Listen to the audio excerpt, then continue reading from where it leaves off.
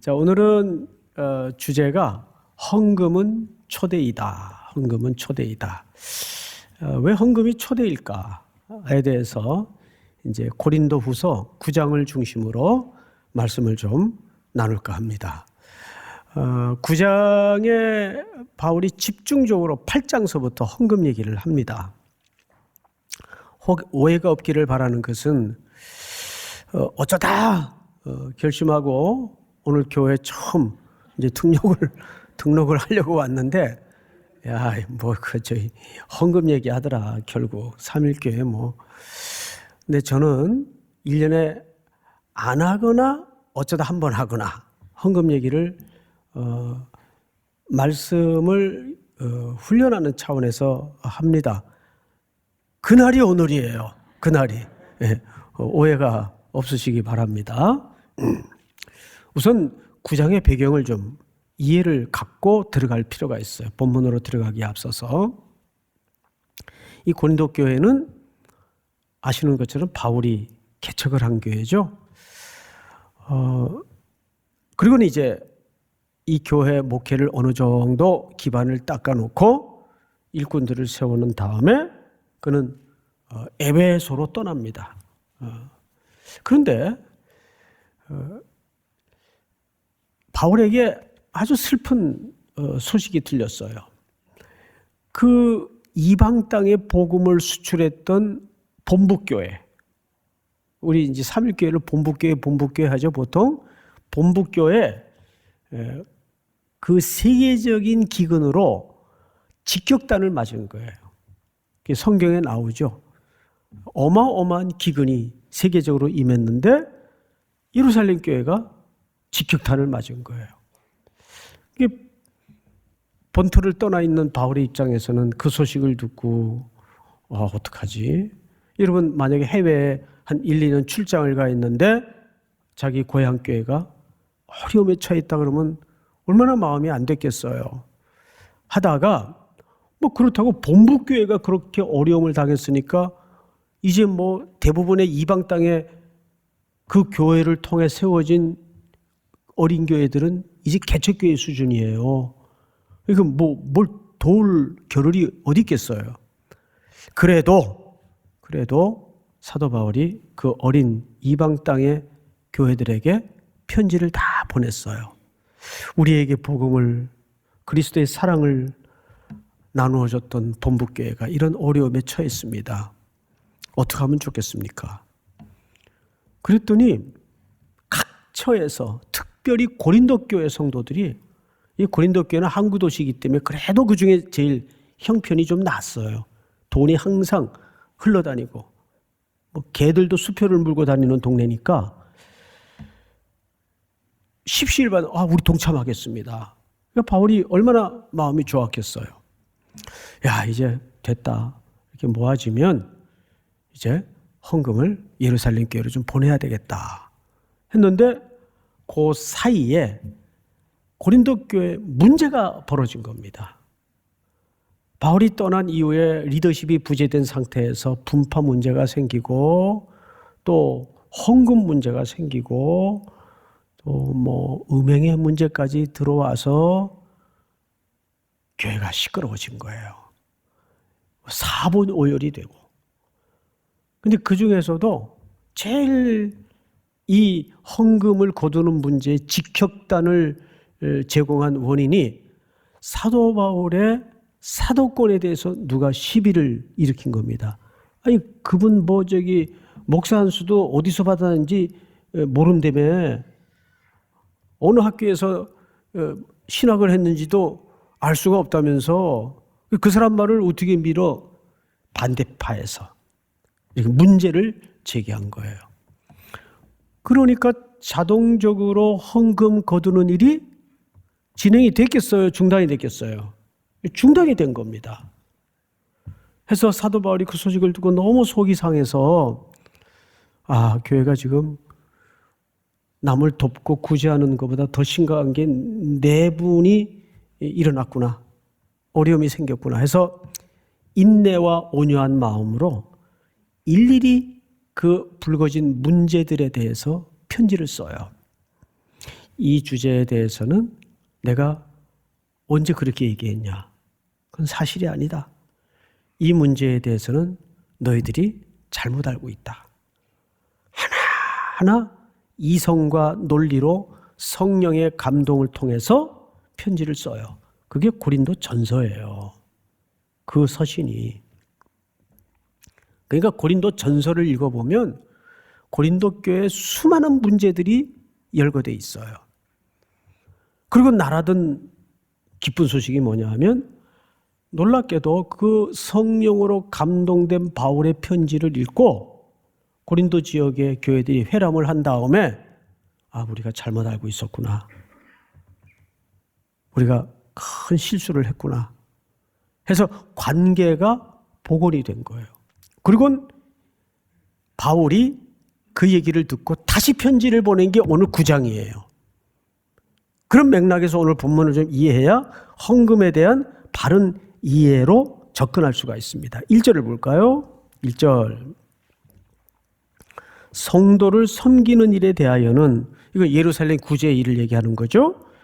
내가 너희에게 쓸 필요가 없나니. 왜 쓸 필요가 없어요? 이미 알고 있기 때문에.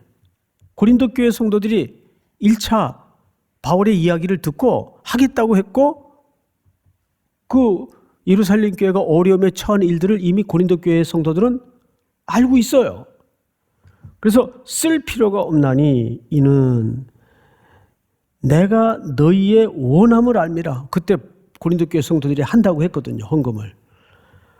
내가 너희를 위하여 마게도냐인들에게 아가야에서는 1년 전부터 준비하였다는 것을 자랑하였는데, 이 아가야 지방은 고린도 교회가 있는 지방이에요. 그래서 고린도 교회를 얘기한다고 보면 정확해요. 근데 그걸 누구한테 자랑했대요? 마게도냐 교회. 자, 여러분 잠깐 앞을 좀 보실까요? 이 마게도냐는 제가 지난주인가 지지난주에 말씀을 드렸었죠. 마게도냐는 사도 바울이 원래 선교하려고 계획 속에 없었어요. 그는 아시아로 가려고 했죠.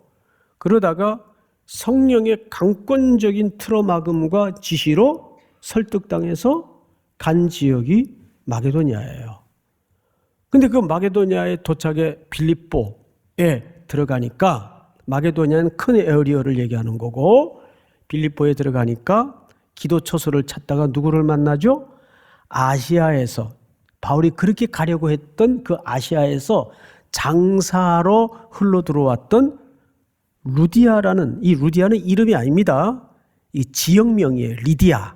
그러니까 안성댁, 청파동댁 이런 표현이지, 그게 어쩌다든지 성경이 고유명사가 돼가지고 이름처럼 오해를 하는 경우가 많은데, 그 루디아를 만납니다. 이 루디아는 장사하는 여자예요. 그 여자가 먼 빌립보 지역까지 장사하러 온 거예요. 장사하러 왔다가 거기서 누구를 만났어요? 바울을 만난 거예요. 강가에서. 그러니까 하나님의 계산과 사람의 계산은 이렇게 달라요. 놀랍게도 그 루디아를 중심으로 한 무리의 여인들을 통해서 빌립보 교회가 이 땅에 태어나지 않습니까? 그토록 자기가 가려고 원했던 아시아에서 흘러들어온 여자예요. 자, 그렇게 해서 만들어진 교회인데, 이 마게도냐 교회는 큰 역사의 기록에 의하면 어마어마한 또 지진이 있었어요. 그래서 마게도냐 교회 성도들은 극심한 환난 중에 있었습니다. 그러니까 사실상 헌금할 형편이 돼야 안 돼요. 헌금할 형편이 안 돼요. 자, 그런 성도들에게, 자, 성경을 보십시다. 마게도냐인들에게 아가야에서는, 그러니까 고린도 교회에서는 1년 전부터 준비하였다는 것을 자랑하였는데, 그러니까 바울이 자랑한 거예요.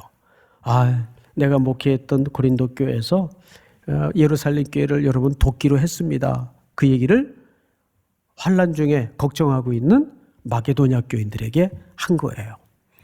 자, 그러자 그 일이, 그 자랑이 어떤 결과를 낳았는가?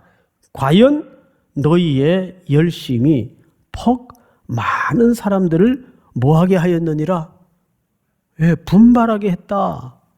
그 고린도 교회 성도들의 헌금 작정이 주변에 주저주저하고 있던 많은 사람들을 동기부여를 하고 촉매 역할을 했다 그 말이에요. 믿습니까? 이게 굉장히 중요한 거예요.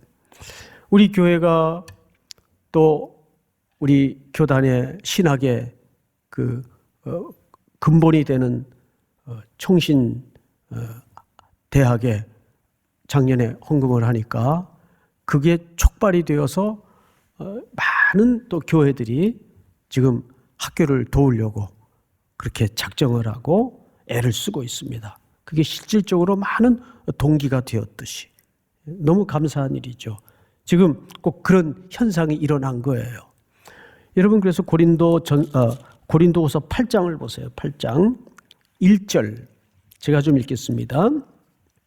형제들아, 하나님께서 마게도냐 교회들에게 주신 은혜를 우리가 너희에게 알리노니. 2절 다 같이 시작.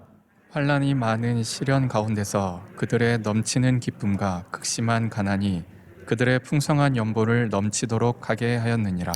예, 보세요. 마게도냐 교인들은 사실 지금 극심한 가난 그리고 많은 시련, 그 지진이라는 엄청난 시련 속에 있었지만 고린도 교회의 그 소식이 이들을 그 극심한 환난과 가난 속에서도 풍성한 연보를 하게 했다고 동기부여를 했다고 소개를 하고 있어요. 이해가 됩니까, 여러분? 자, 다시 9장으로 넘어가서요. 과연 너희의 열심이 퍽 많은 사람들을 분발하게 하였느니라. 자, 3절 다 같이 시작. 그런데 이 형제들을 보낸 것은 이 일에 너희를 위한 우리의 자랑이 헛되지 않고 내가 말한 것 같이 준비하게 하려 함이라. 네, 아주 중요합니다. 오늘 참된 헌금에 대해서 첫 번째 중요한 내용이 여기 담아져 있는데 그건 뭐냐면 두 가지예요. 첫째는 내가 마게도냐 교회들에게 그 외에 유럽에 이제 막 태동된 가난한 교회들에게 고린도 교회 너희들의 그 작정과 헌금의 의지를 자랑한 것을 헛되지 않게 좀 해달라. 그래서 내가 디도와 무명의 두 사람을 보낼 테니까 너희들이 헌금을 어떻게 하라 그랬어요? 준비하라 그랬어요. 자, 따라서 합니다. 헌금은 준비하는 것이다. 이 준비라는 의미가 뭘까요, 여러분? 이 말은 단순히 미리 좀 이렇게 모아뒀다가 하라 그 뜻이 아니에요. 헌금은 준비하라는 말의 의미는 기도로부터 먼저 시작해야 된다 그 뜻이에요. 즉흥적으로 우발적으로 해서는 안 된다는 뜻이에요. 기도로 먼저 제물을 드리라는 뜻이에요. 믿습니까? 왜? 교회는 1서부터 100까지 재정으로 일을 하려고 하면 망해요. 은혜로 시작을 하고 은혜로 마쳐야 돼요. 믿으십니까? 자, 성경을 다시 보십시다. 4절. 5절로 건너뜁니다. 5절. 한번 같이 읽어볼까요? 시작. 그러므로 내가 이 형제들로 먼저 너희에게 가서 너희가 전한 약속한 연보를 미리 준비하게 하도록 권면하는 것이 필요한 줄 생각하였노니 이렇게 준비하여야 참 연보답고 억지가 아니니라. 네. 여기 재밌는 표현 하나가 눈에 띄죠. 참 연보. 그러면 참 연보면 무슨 연보도 있다는 얘기일까요? 가짜, 거짓 연보가 있을 수 있다는 얘기예요. 근데 그 뒤에 참 연보답고 뭐가 아니니라? 그리고 거짓 연보는 억지 연보가 거짓 연보예요. 수백억을 하나님 앞에 드릴지라도 그게 억지면 거짓 연보가 된다는 뜻도 되죠. 그런데 여기 풋노트를 보니까 억지가 아니니라 그리고 참 연보답고 억지가 아니니라, 이 말이 플레오넥시아라는 말을 쓰는데 탐심이라는 말이에요. 탐심. 탐심으로 연보하지 말라 그 뜻이에요. 더 갖고 싶은 것도 세상적 기준으로 탐심이라고 볼 수 있는데 성경의 탐심은 그런 뜻이 아니라 주님이 주신 것으로 족하지 못한 태도를 얘기하는 거예요. 예? 그러니까 자꾸 우상 숭배하는 거죠. 하나님으로 만족감을 누리지 못하고 고백하지 못하니까 자꾸 옆에 나라의 신들을 기웃거려서 랜덤 뭐 아무거나 얻어 걸리면 되지 뭐. 이게 이스라엘 백성들의 타락의 본질 아니에요. 그러니까 우상이라는 것은 어떤 괴물을 만들어 놓고 섬기는 것이 아니라 하나님을 대체하는 게 모두 우상이에요. 자, 참 연보답고 억지가 아니니라. 이게 탐심이 아니니라 그 말이에요. 참 연보는 탐심이 없는 것, 주님으로 족하다는 고백을 할 수 있는 헌금. 그 마지노선이 사실은 가장 복된 훈련이 11조예요. 11조. 아니 물질로만 생각할 때는 11조 하면 이거 한 달만 헌금 안 해도 애들 과외비가 나오는데 그런 마음이 인간이니까 들 수 있단 말이에요. 그래도 우리가 11조를 드리는 것은 열의 첫 것을 드리는 것은 10분의 1을 드린다는 산술적 개념이 아니라 히브리적 개념으로 첫 것이라는 것은 만물의 대표예요. 모든 게 주님 것이니 모든 걸 주님께 드립니다라는 고백이란 말이에요. 11조는 율법이 아니에요. 모세의 율법이 들어오기 전에 제정된 법이 11조예요. 창세기 14장에서. 그러니까 11조를 율법으로 하는데 율법이 아니에요. 율법보다 훨씬 높은 개념이죠. 그것은 내가 그리스도로 족합니다를 고백하는 행위란 말이에요. 세 번째. 성경을 좀 더 보십시다. 8절. 하나님이 능히 모든 은혜를 너희에게 넘치게 하시나니 이는 너희로 모든 일에 항상 모든 것이 넉넉하여 모든 착한 일을 넘치게 하려 하심이라. 우리 9절 다 같이 시작. 기록된 바 그가 흩어 가난한 자들에게 주었으니 그의 의가 영원토록 있느니라 함과 같으니라. 네, 여기 시편을 인용하죠. 그가 흩어 가난한 자들에게 주었으니, 여기 착한 일이 뭐냐면 물리적이고 실질적인 가난한 이웃들에 대한 도움을 얘기하는 거예요. 자, 그런데 우리 시편 112편 5절을 한번 띄워주실까요? 5절 잘 보세요. 이런 얘기를 해요. 은혜를 베풀며 꾸어주는 자는 잘 되나니 그 일을 정의로 행하리로다. 그리고 9절을 한번 여러분 읽어보실까요? 시작. 그가 재물을 흩어 빈궁한 자들에게 주었으니 그의 의가 영구히 있고 그의 뿔이 영광 중에 들리리로다. 이 얘기를 잠언서에서는 하나님이 이렇게 설명하죠. 너희들이 가난한 자들을 돕고 꾸어주는 것은 내가 너희들에게 대신 꾸는 거다. 하나님이 우리들에게 꾸는 거란 말이에요. 그러면 삼성의 회장이 나한테 돈을 꾼다면 그거 떼먹을 염려가 있을까요? 없을까요? 떼먹을 염려가 없죠. 그 비유가 좀 이래서 뭐 딱히 좀 그런데 떼먹을 염려가 없죠. 하나님이 우리한테 꾸는 거래요. 근데 이 꾼다는 말이 무슨 뜻인지 아세요? 이 말이 히브리어로는 라와라는 말을 쓰는데 이 라와라는 말은 무슨 뜻인가 하면 연결시킨다 그 말이에요. 하나님과 끊어졌던 생명들을 누구에게로 연결시킨다는 거예요.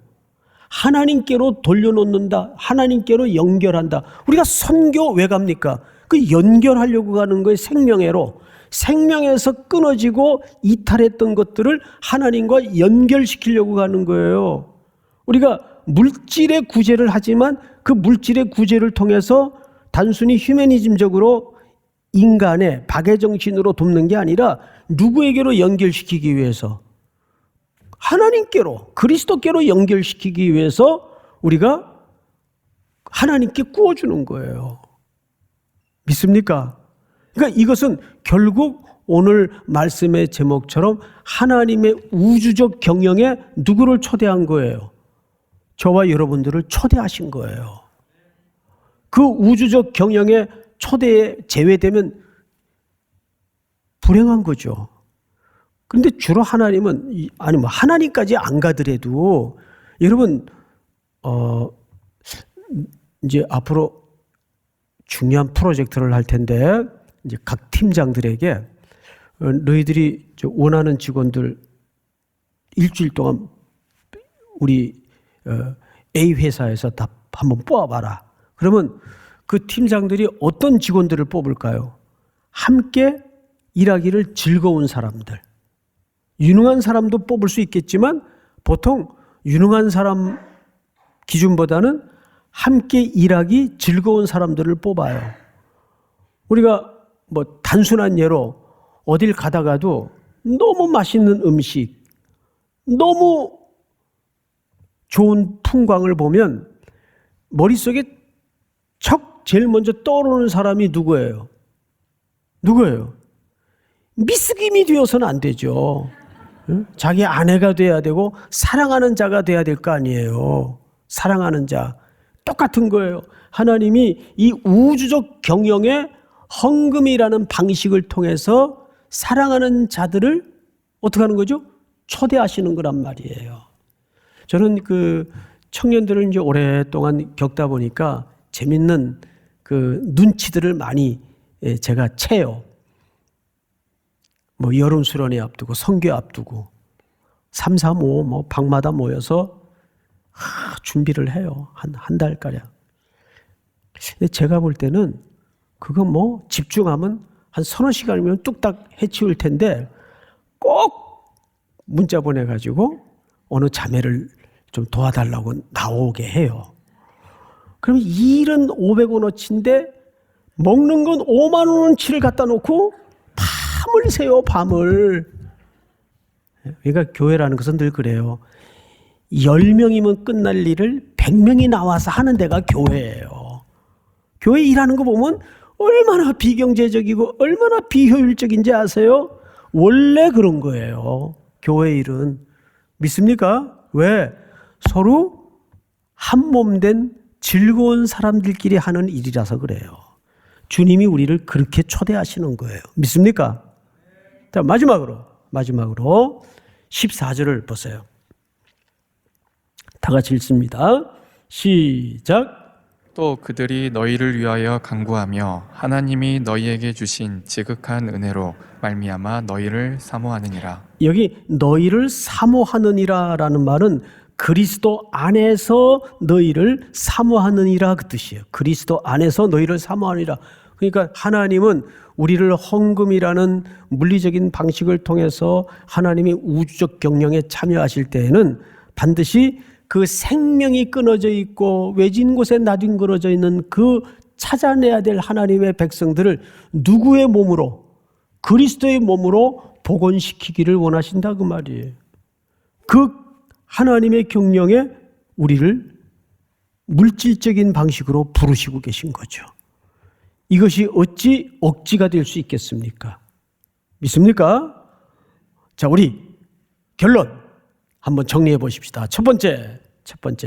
자, 시작. 헌금은 준비하는 것이다. 두 번째, 시작. 헌금은 억지로 하는 것이 아니다. 세 번째, 시작. 헌금은 연결하는 것이다. 마지막 네 번째로 시작. 헌금은 주께서 우리를 사모하시는 것이다. 할렐루야. 이와 같은 헌신의 복이 금년 한 해도 우리 모든 성도들의 가정에 청년들의 가슴 속에 불일 듯 새로워지는 복이 있기를 축복합니다.